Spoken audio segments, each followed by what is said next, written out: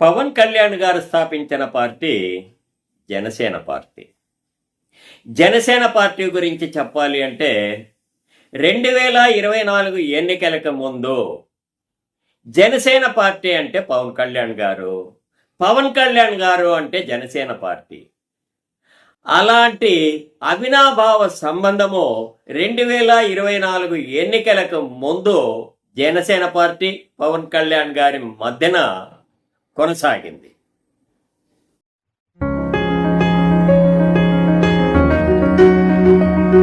Friends, నా ఈ video మీకు నచ్చినట్లయితే లైక్ చేయండి, కామెంట్ చేయండి, మీ బంధుమిత్రులకు షేర్ చేయండి.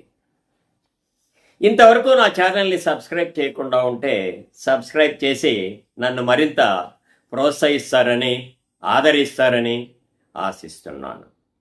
ఇది 2024 ఎన్నికలకు ముందు ఉన్న మాట. 2024 ఎన్నికల తరువాత కూటమి ప్రభుత్వం అధికారంలోకి వచ్చినప్పటికీ, జనసేన పార్టీ అధికారంలో భాగం పంచుకున్నప్పటికీ జనసేన పార్టీ అధినేత పవన్ కళ్యాణ్ గారికి మధ్యన దూరం పెరుగుతోందా? ఎన్నికలకు ముందు ఉన్న అవినాభావ సంబంధము రాను రాను తగ్గుతూ వస్తోందా?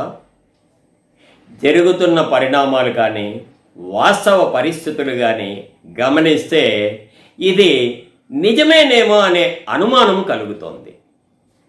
అధికారంలోకి వచ్చిన తరువాత పవన్ కళ్యాణ్ గారు ప్రభుత్వంపై చూపిస్తున్న శ్రద్ధని పార్టీపై కేంద్రీకరించడం లేదేమో అనిపిస్తోంది. తను తీసుకున్న శాఖలన్నిటికీ పవన్ కళ్యాణ్ గారు పూర్తి న్యాయం అయితే కలగజేస్తున్నారు.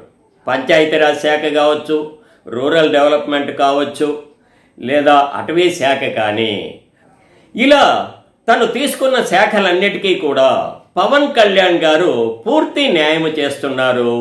పరిపాలనలో తనదైన ముద్రను, తన శైలిని కొనసాగిస్తున్నారు. దీనికి ఉదాహరణ తను తీసుకున్న పంచాయతీరాజ్ శాఖ దేశంలోనే నెంబర్ 1 స్థానంలోనే ఉంది. గ్రామ సభల నిర్వహణలో ప్రపంచ రికార్డునే సాధించారు.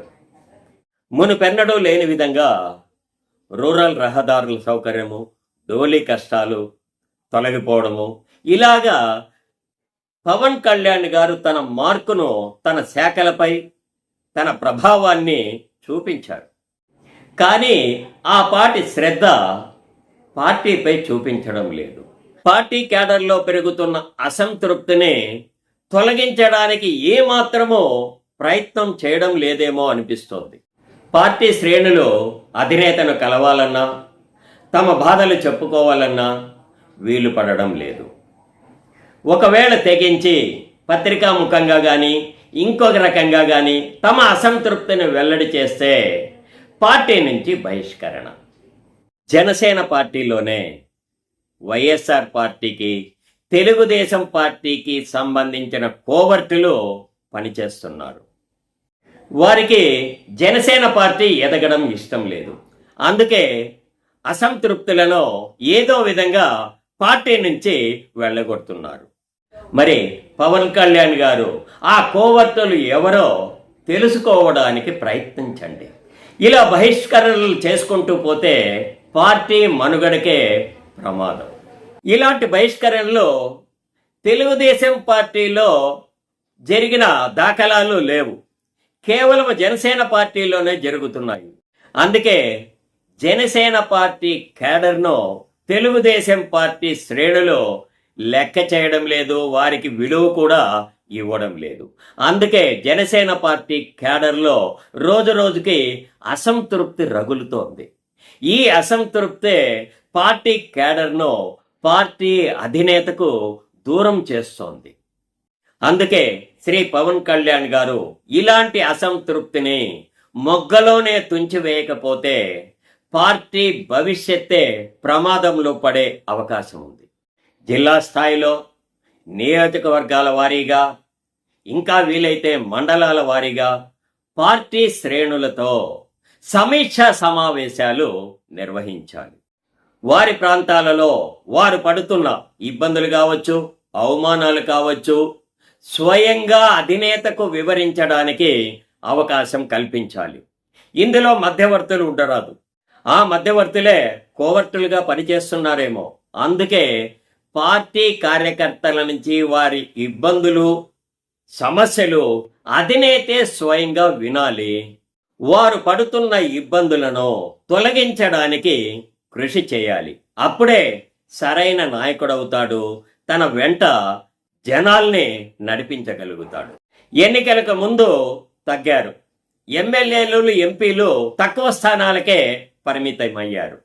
కానీ ఆ తరువాత అధికారంలోకి వచ్చిన తరువాత కూడా అధికారిక పదవులు కావచ్చు, ఇతర నామినేటెడ్ పదవులలో కూడా జనసేన పార్టీకి, జనసేన పార్టీ జెండా మోసిన వారికి అడుగడుగున అన్యాయం జరుగుతోంది.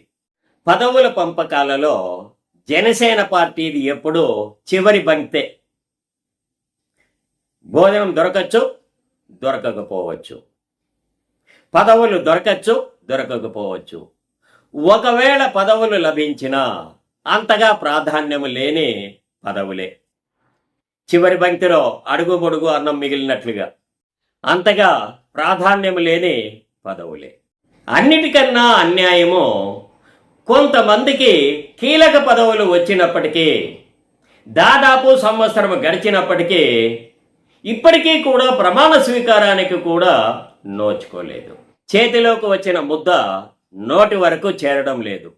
అక్కడ కూడా అడుగడుగున తెలుగుదేశం పార్టీ నేతలు అడ్డుపడుతున్నారు. ప్రమాణ స్వీకారాలు కూడా చేయించకుండా అడ్డుపుల్లలు వేస్తున్నారు.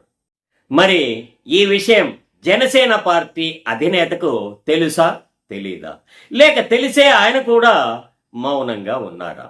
Allagadda agricultural market committee chairman పదవిని జనసేన పార్టీకి కేటాయించారు.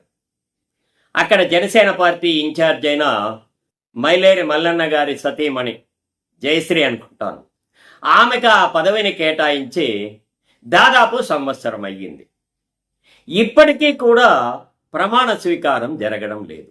ఇలాంటి అన్యాయాలు రాష్ట్ర వ్యాప్తంగా ఇంకా అనేక నియోజకవర్గాలలో జనసేన పార్టీ శ్రేణులు అవమానాలు ఎదుర్కొంటున్నారు. ఈ విషయాలు తెలుగుదేశం పార్టీ అధినేతకు తెలియనివి కాదు. వారికి అన్నీ తెలిసే మౌనంగా ఉంటున్నారు. ఏమాత్రమో పెదవి విప్పడం లేదు. అన్నీ తెలిసే తెలుగుదేశం పార్టీ అధినేతలు ఏమాత్రమో స్పందించడం లేదు. మరి ఈ విషయాలు జనసేన పార్టీ అధినేతకు కూడా తెలిసే మిన్నకుంటున్నారా? అదే నిజమైతే జనసేన పార్టీ కార్యకర్తలు తమ బాధలు ఎవరితో చెప్పుకోవాలి? స్వయంగా అధినేతే తమను పట్టించుకోకపోతే వారు ఏ దారి చూసుకోవాలి? ఈ ధోరణి ఇలాగే కొనసాగితే రేపు వచ్చే ఎలక్షన్లలో జనసేన పార్టీ కార్యకర్తలు మనస్ఫూర్తిగా తెలుగుదేశం పార్టీ అభ్యర్థులకు ఏ విధంగా తమ మద్దతును కొనసాగిస్తారు, ఏ విధంగా వారికి ప్రచారాన్ని నిర్వహిస్తారు, తాము అవమానాలు పొందిన వారికే ఎలా ప్రచారం చేస్తారు? ఖచ్చితంగా వారికి వ్యతిరేకంగానే ప్రచారం చేస్తారు. అదే నిజమైతే కూటమితో ఎంతగా అంటకాగినా వైఎస్ఆర్ పార్టీ సునాయాసంగా విజయాన్ని సాధిస్తుంది. ఈ నిజాలు తెలుగుదేశం పార్టీ అగ్రనేతలు, జనసేన పార్టీ అగ్రనేతలు ఎంత త్వరగా గ్రహిస్తే అంత మంచిది. ఎంత త్వరగా కళ్ళు తెరిస్తే కూటమి ప్రభుత్వానికి అంత మంచిది. నమస్తే ఫ్రెండ్స్, నా ఈ వీడియో మీకు నచ్చినట్లయితే లైక్ చేయండి, కామెంట్ చేయండి, వీలైనంత మందికి షేర్ చేయండి. ఇంతవరకు నా ఛానల్ని సబ్స్క్రైబ్ చేయకుండా ఉంటే సబ్స్క్రైబ్ చేసి నన్ను మరింత ప్రోత్సహిస్తారని ఆశిస్తున్నాను. ఇలాంటి వీడియోలతో మళ్ళీ మీ ముందుకు వస్తాను.